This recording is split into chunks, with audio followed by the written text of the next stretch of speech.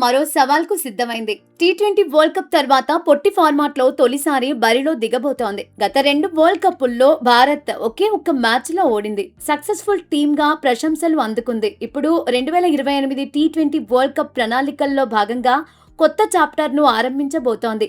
శ్రేయస్ కెప్టెన్సీలో భారత్ ఆడబోతోంది. నిజానికి మొన్నటి వరకు భారత టీ20 జట్టులోనే అయ్యర్ లేడు. కానీ ఐపీఎల్లో ప్రూఫ్ చేసుకున్నాడు. కెప్టెన్ గా ఆకట్టుకున్నాడు.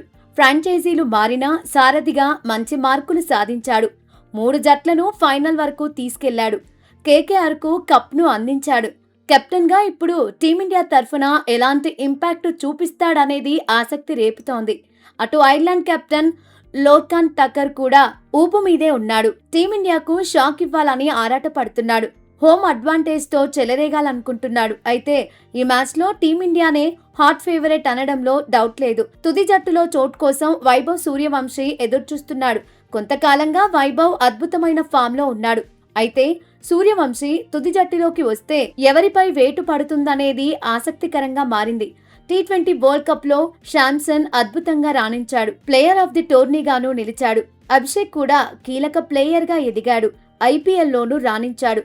టాప్ 3లో బరిలో దిగుతున్న ఈశాన్ కిషన్ కూడా దూకుడు మీదే ఉన్నాడు. టీ20 వరల్డ్ కప్ తో పాటు ఐపీఎల్లోనూ రాణించాడు.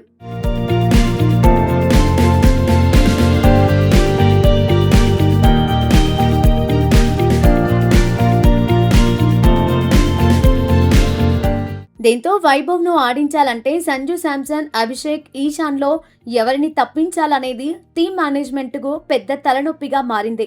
ఐర్లాండ్ కు వెళ్లిన టీ20 జట్టులో జస్ప్రీత్ బుమ్రా, వరుణ్ చక్రవర్తి, హార్దిక్ పాండ్యా లేరు. ఈ ముగ్గురి ప్లేస్ ను పర్ఫెక్ట్ గా భర్తీ చేసేది ఎవరు అన్నది ఆసక్తికరమే. స్పిన్ ఆల్రౌండర్ గా బరిలో దిగేందుకు వాషింగ్టన్ సుందర్ కంటే అక్షర్ పటేల్ కే ఎక్కువ అవకాశాలు కనిపిస్తున్నాయి. అవసరమైతే తుది జట్టులో 2 స్పిన్ ఆల్రౌండర్లు ఉండే అవకాశం ఉంది. పేస్ ఆల్రౌండర్ గా శివం దుబే బరిలో దిగబోతున్నాడు. వైస్ కెప్టెన్ గా తిలక్ వర్మపై అంచనాలు ఎక్కువే ఉన్నాయి. పేస్ బౌలింగ్ విభాగంలో హర్షదీప్ సింగ్, హర్షిత్ రాణా కీలకం కాబోతున్నారు. రవి బిష్నోయ్, ప్రసిద్ధ్ కృష్ణ, ప్రిన్స్ యాదవ్ కు ఒకరికి ఛాన్స్ దొరకొచ్చు.